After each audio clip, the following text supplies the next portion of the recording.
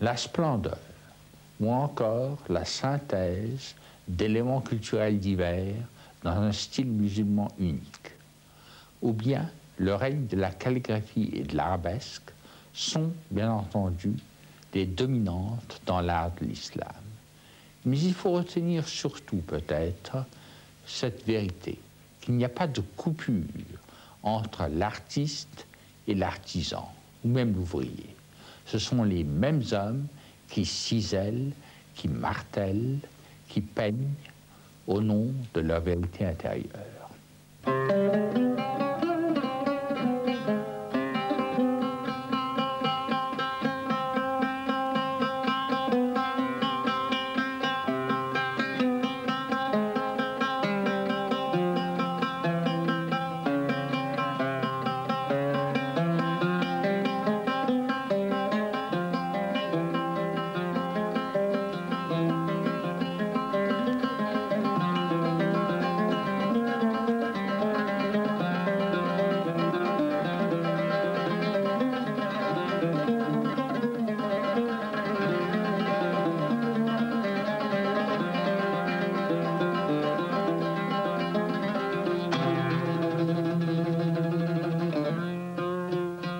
Gardez-vous de représenter le Seigneur ou sa créature. Ne peignez que les arbres, les fleurs, les objets inanimés, car au jour du jugement, les êtres représentés viendront réclamer une âme à l'artiste qui, impuissant à les satisfaire, subira les tourments du feu éternel. C'est grâce à ces paroles que la tradition attribue à Mahomet que l'art islamique est devenu un art absolument original, qui n'a cessé d'étonner l'Occident et qui, dans ses principes et dans ses formes, se démarque radicalement du système européen des beaux-arts. D'inspiration principalement coranique, les formes artistiques de l'islam ont propagé comme une preuve esthétique de Dieu les louanges du Créateur, de l'incréé, sans jamais usurper sur lui.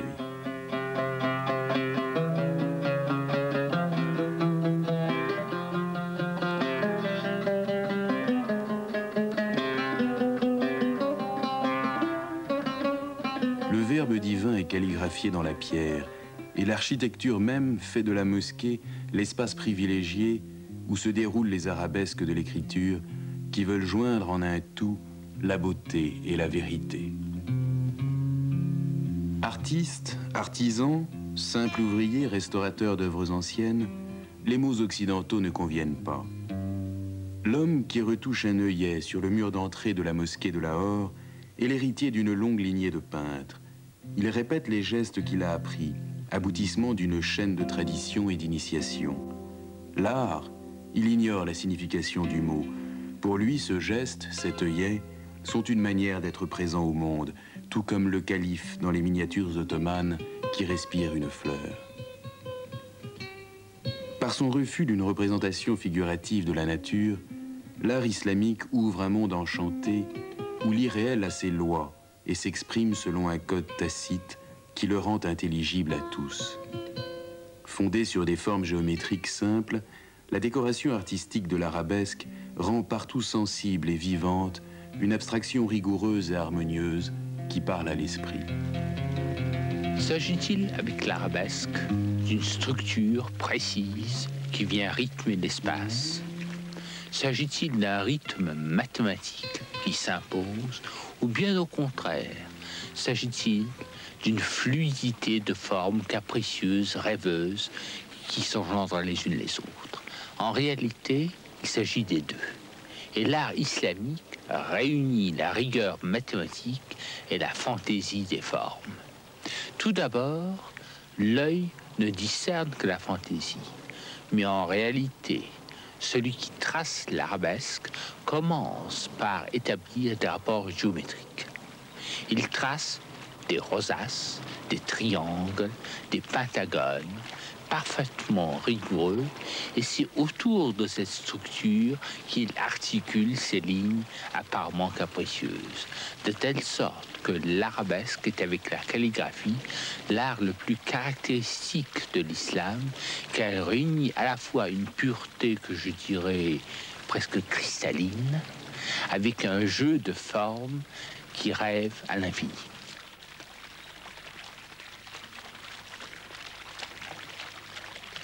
Baudelaire a pu écrire dans l'une de ses fusées: l'art arabesque est le plus idéal de tous. Que signifie idéal?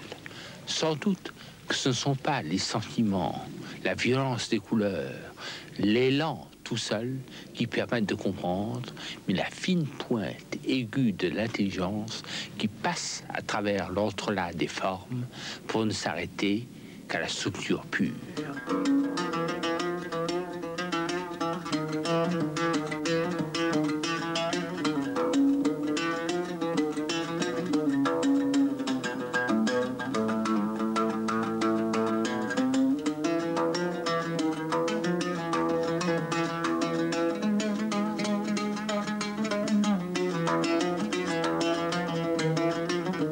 La calligraphie est encore enseignée de nos jours. Elle doit permettre aux formes figées et codées de l'écriture un déploiement des lignes en fonction de l'espace à parcourir. Les divers agencements des mêmes symboles permettront des modes de lecture différents. Tout part du point, unité de base de la droite, qui forme l'aleph. Et celui-ci s'inscrit régulièrement comme diamètre d'un cercle qui se redécompose en courbe, arc de cercle, ovale, ellipse, donnant naissance à la suite des signes lexicaux.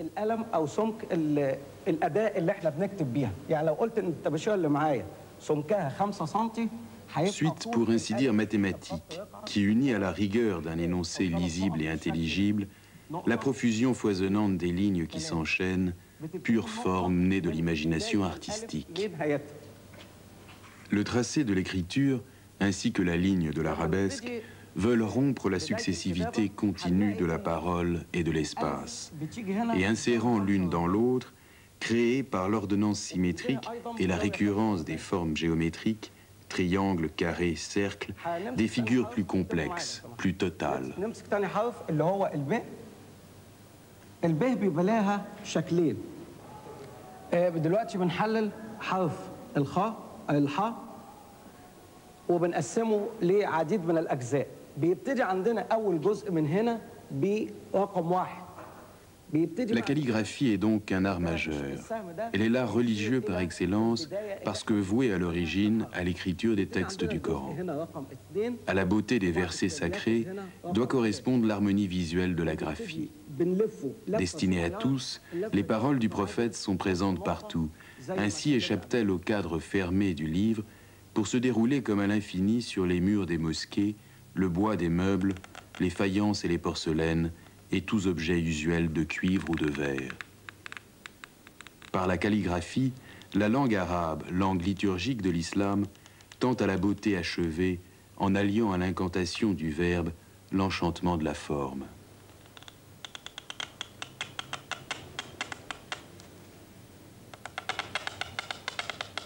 Le calligraphe témoigne là encore d'un art qui ne peut être création au sens occidental, qui n'est pas l'art pour l'art, mais qui est à la base une technique parfaitement définie et un moyen de communication très fonctionnel.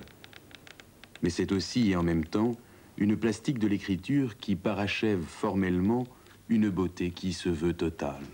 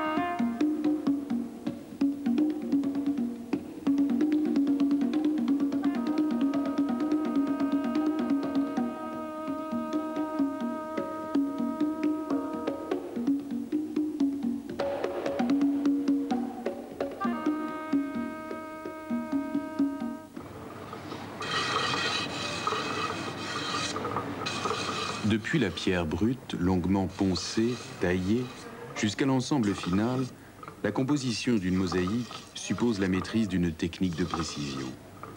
La main ici n'a pas droit à l'erreur, de même que la pensée a rigoureusement calculé la taille, la forme de chaque pièce et l'agencement des couleurs en fonction des lignes.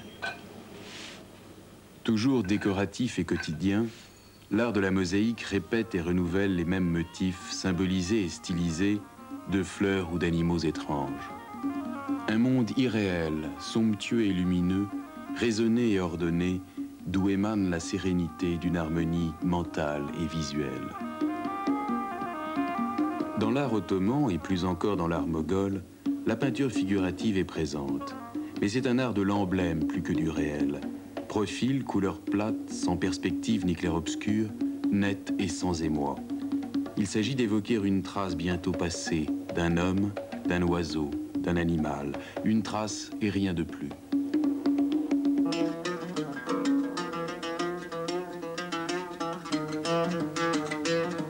À la limite de l'artisanat et de l'industrie, le travail du cuir marocain, ici à Fès, utilise une main-d'œuvre nombreuse autant que la maîtrise individuelle de techniques millénaires patiemment acquises.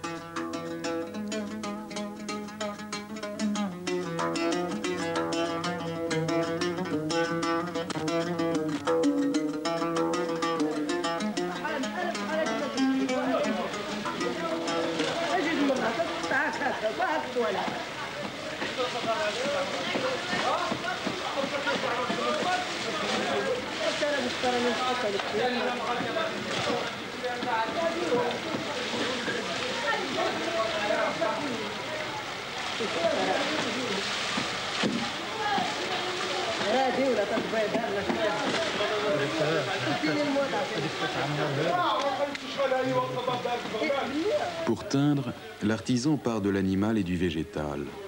L'un donne le cuir, l'autre la couleur. La peau de l'agneau est patiemment battue et rebattue.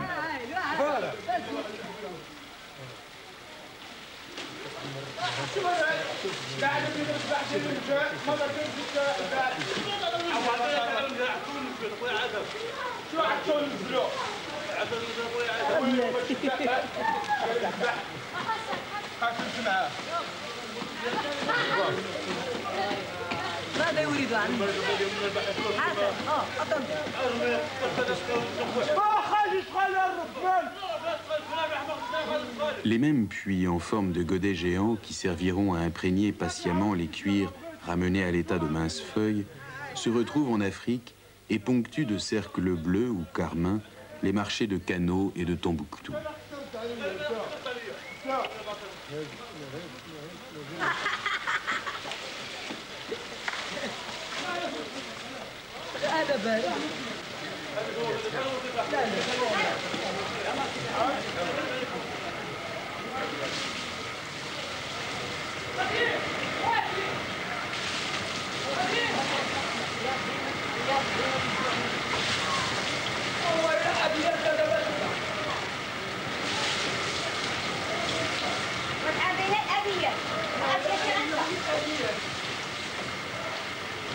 Appliquées toujours à plat, sans ombre, pures et héraldiques, ces couleurs sont les mêmes en Iran et en Asie centrale.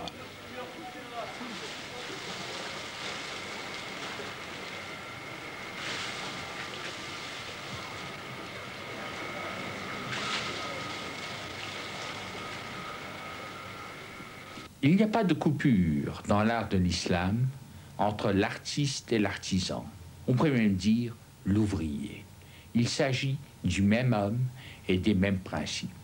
Il n'y a pas en islam, d'un côté, un art réputé art noble, art grand, l'art de chevaler, l'art des muses, et d'autre part, l'art des artisans, des décorateurs, des ouvriers. Ici, par l'intelligence de la main, par la stabilité des corporations, par l'enseignement du maître, les mêmes techniques passent de père en fils, de maître à disciple.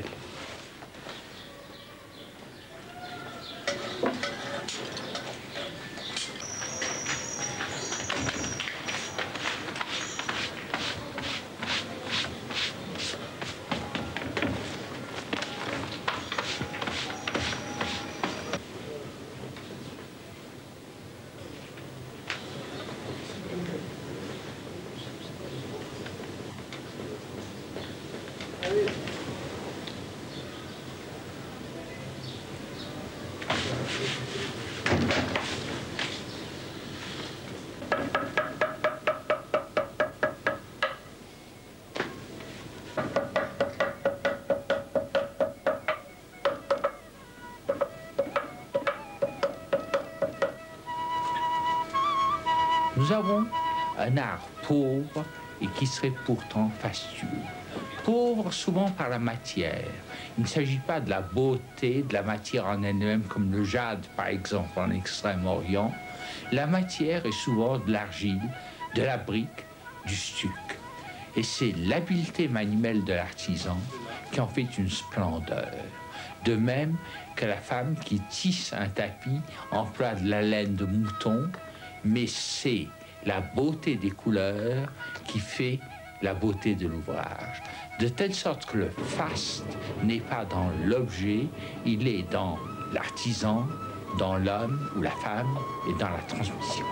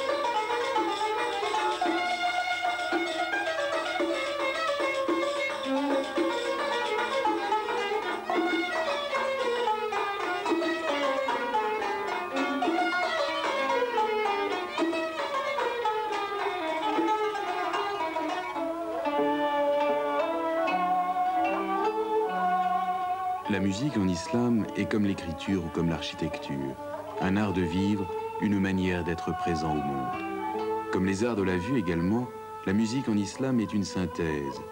Les modes grecs, le raisonnement des philosophes sur les proportions, les rythmes des pas des chameliers, soigneusement codés et répertoriés comme en poésie, les anciennes mélodies des cours d'Iran, le chant profond de l'Inde, qui est aussi celui de l'Andalousie, les maîtres savants des modes ottomans, tous se sont réunis pour former une musique où la distinction du savant et du populaire n'a plus de sens. Cette musique est essentiellement faite d'intervalles de sons et de silences qui forment un thème, une cellule à la fois mélodique et rythmique. Sur ce thème se déroule la répétition et la variation, développée à l'infini, capricieuse, partant semble-t-il à l'aventure pour revenir régulièrement à l'ordre.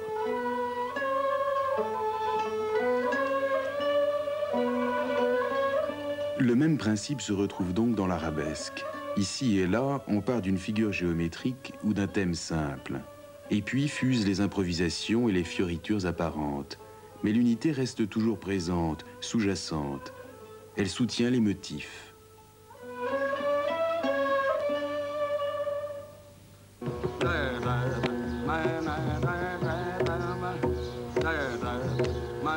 Ici, ce chanteur hindou très célèbre, Moïnuddin Dagar, tout au long de son chant sacré, dont le rythme et la mélodie sont élémentaires, répète des paroles incantatoires. Et ce chant est comme un long chemin ponctué par le rythme gestuel qui mène à l'extase. L'art du chant religieux est un moyen pour parvenir à Dieu. Chanter sa louange, c'est ici intérioriser cette parole, se pénétrer physiquement de son sens et parvenir à rendre sensible et réelle une abstraction inaccessible. La présence divine est dans ce chant qui fait communier en lui tous les assistants.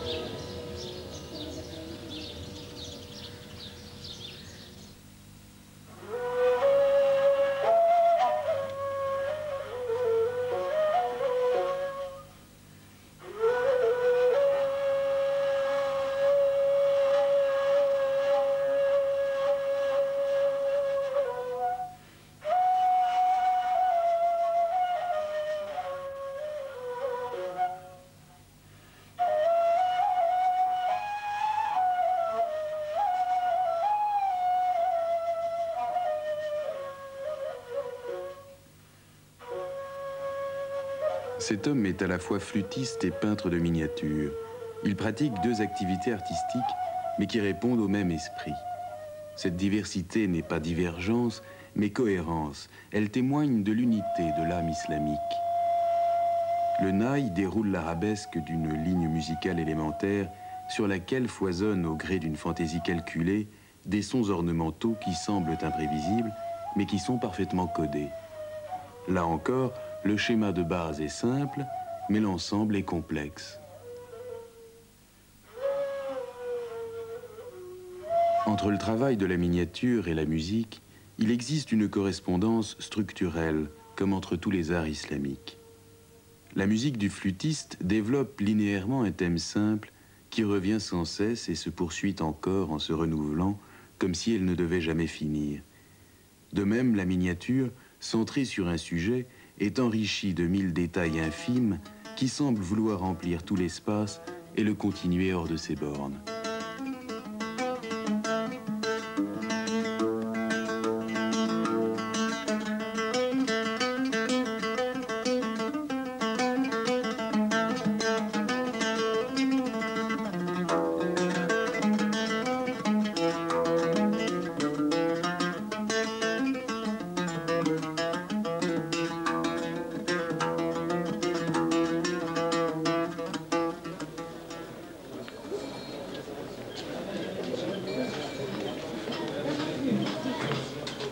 L'industrie du tapis est très ancienne en Iran et en Asie centrale. Mais l'islam, qui se sert du tapis comme lieu de prière, ce qui est le sens exact du mot mosquée, l'a développé et introduit dans tout le monde musulman. Comme d'autres objets usuels, l'esprit islamique en a fait un support privilégié de l'art décoratif.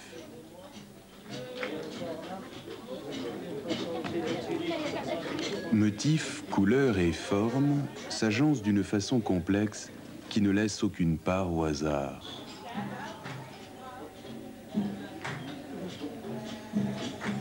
Les couleurs sont longuement élaborées à partir de teintures naturelles.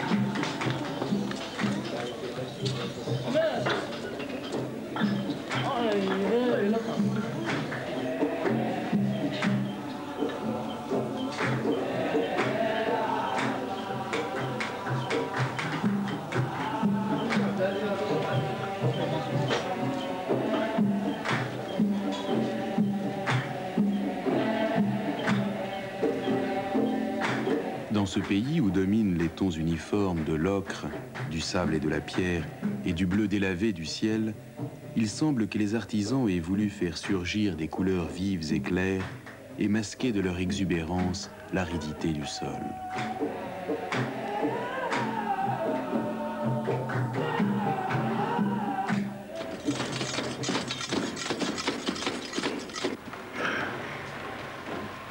Sur le tapis même est reproduite la direction de la Mecque, axe qui domine et détermine l'organisation de l'espace symbolique du tapis, de même que l'architecture de la mosquée est conçue en fonction du mihrab, renfoncement mural qui l'oriente vers le lieu saint. Les techniques du tissage de la laine, les métiers horizontaux ou verticaux, étaient connus dès le VIe siècle en Iran. Et c'est par l'Espagne et la Sicile musulmane qu'elles ont atteint l'Occident.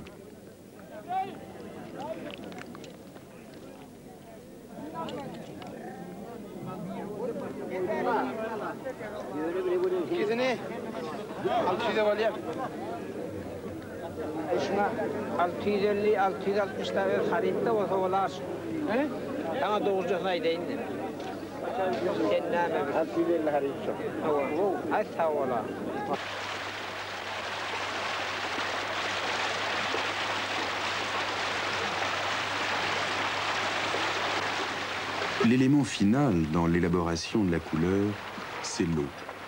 La laine trop neuve est délavée dans les ruisseaux, étalée dans les rues. La valeur d'un tapis ne vient pas de son antiquité, mais de son usure.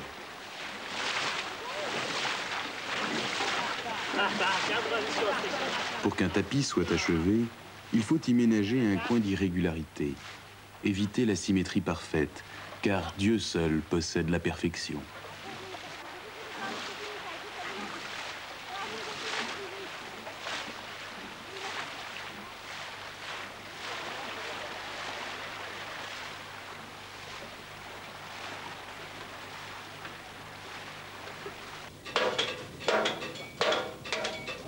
Le travail des métaux, et principalement du cuivre, est très ancien en Iran, mais c'est au 8e siècle qu'il se développe et se propage. Ici, à Fès, au Maroc, les ustensiles de tous les jours sont ouvragés avec la même richesse et la même minutie. Là encore, l'alliance de l'art et de la vie correspond à la permanence du spirituel dans le temporel, si caractéristique de l'islam. Le joaillier, comme le dinandier et le tisserand, sont donc avant tout des artisans fabriquant des objets destinés à tous. Mais chaque artisan se double d'un artiste qui, bien que l'esthétique réponde à des normes traditionnelles figées, est toujours soucieux de donner aux fruits de son labeur une portée supérieure à la seule fonction d'utilité et de s'exprimer à travers lui. Mais il ne transparaîtra rien de sa propre affectivité. L'art islamique se refuse à montrer drames et passions, angoisses et souffrances. Le code esthétique cherche surtout à saisir l'œil d'une plénitude harmonieuse et calme, synonyme de paix.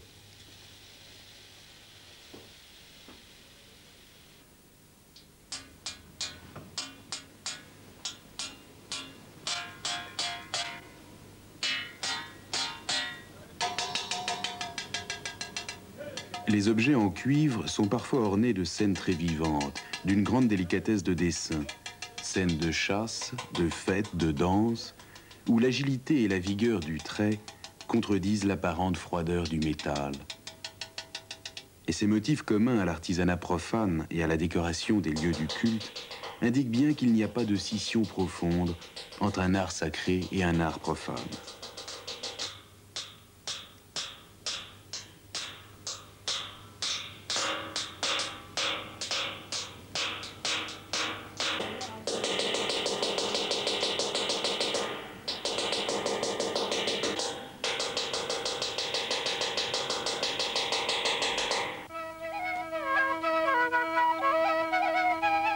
La vie du dinandier est partagée entre son activité artisanale et sa fonction religieuse.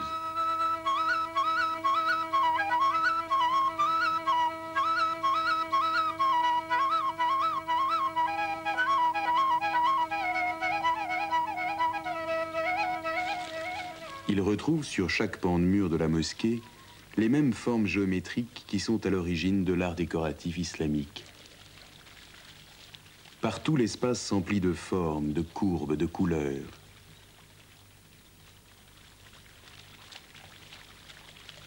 L'artisan est donc ici le muezzin. Il allie dans sa personne le profane et le religieux, le spirituel et le temporel.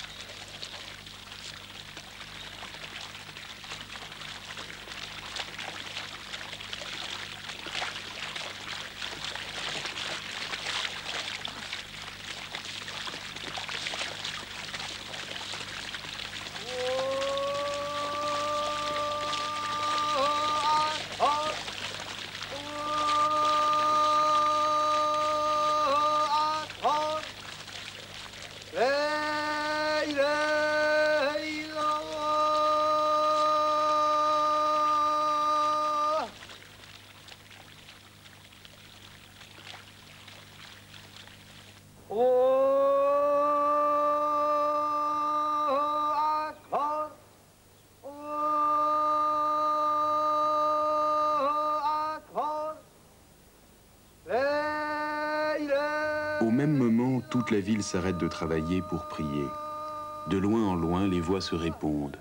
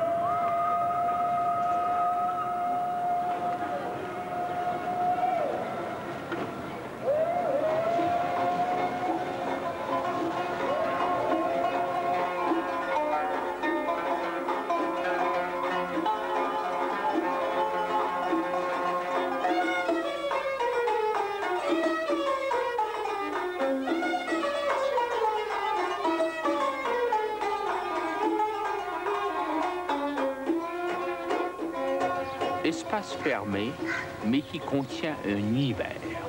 Tel est le fort rouge du grand moghol Shah Jahan au XVIIe siècle. Citadelle, palais, mosquée, jardin, tout à la fois. Mais citadelle d'abord.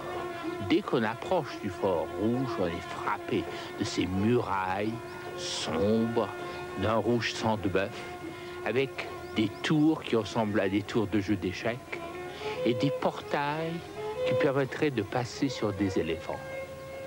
Lieu de plaisir également avec le jardin, le Chaharbagh, importé de Perse, et qui permettait au grand moghol, assis sur son trône, de dominer les enfilades, les espaces, un peu comme dans le jeu d'échecs. Et dans la salle des audiences, il est écrit en persan Agar Ferdaus baroy zamin ast, hamin ast, hamin ast, hamin ast. Ce qui veut dire, s'il existe un paradis sur terre, c'est ici, c'est ici, c'est ici.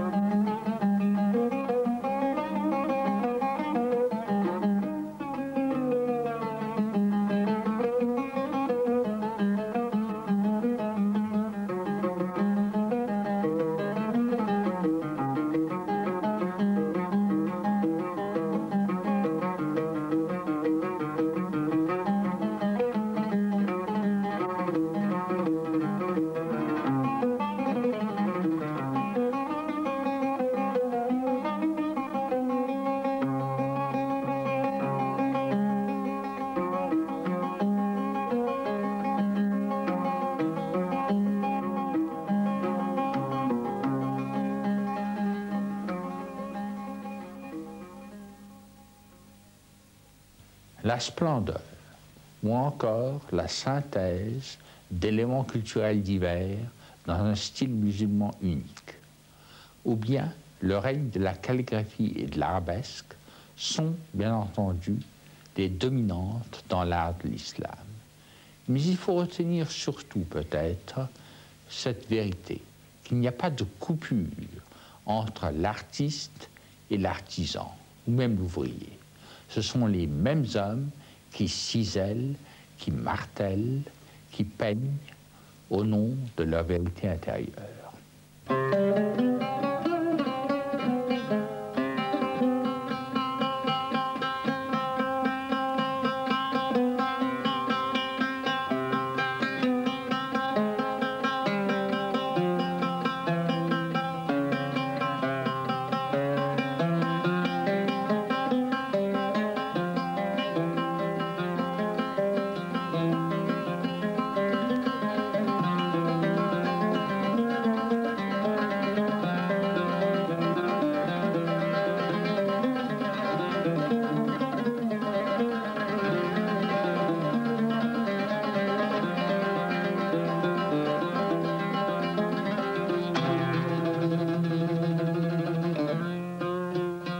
Gardez-vous de représenter le Seigneur ou sa créature.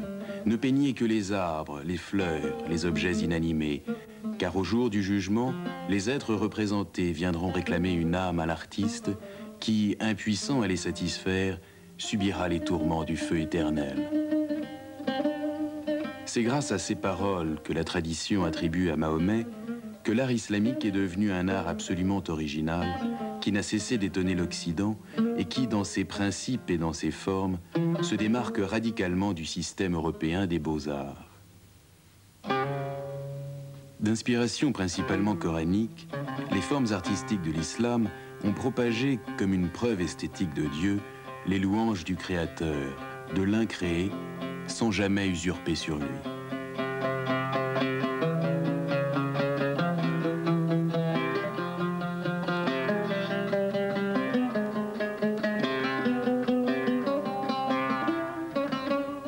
Le Verbe divin est calligraphié dans la pierre, et l'architecture même fait de la mosquée l'espace privilégié où se déroulent les arabesques de l'écriture qui veulent joindre en un tout la beauté et la vérité. Artiste, artisan, simple ouvrier, restaurateur d'œuvres anciennes, les mots occidentaux ne conviennent pas. L'homme qui retouche un œillet sur le mur d'entrée de la mosquée de Lahore est l'héritier d'une longue lignée de peintres. Il répète les gestes qu'il a appris, aboutissement d'une chaîne de tradition et d'initiation. L'art, il ignore la signification du mot. Pour lui, ce geste, cet œillet, sont une manière d'être présent au monde, tout comme le calife dans les miniatures ottomanes qui respire une fleur. Par son refus d'une représentation figurative de la nature, l'art islamique ouvre un monde enchanté où l'irréel a ses lois et s'exprime selon un code tacite qui le rend intelligible à tous.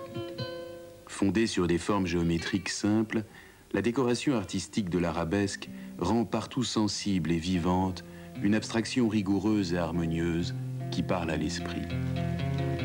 S'agit-il avec l'arabesque d'une structure précise qui vient rythmer l'espace?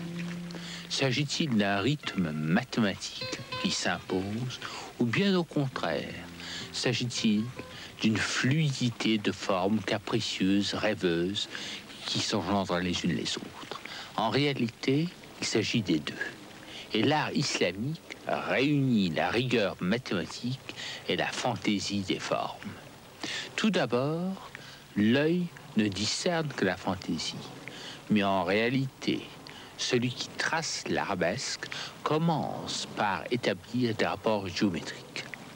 Il trace des rosaces, des triangles, des pentagones, parfaitement rigoureux, et c'est autour de cette structure qu'il articule ces lignes apparemment capricieuses, de telle sorte que l'arabesque est avec la calligraphie l'art le plus caractéristique de l'islam, car elle réunit à la fois une pureté que je dirais presque cristalline,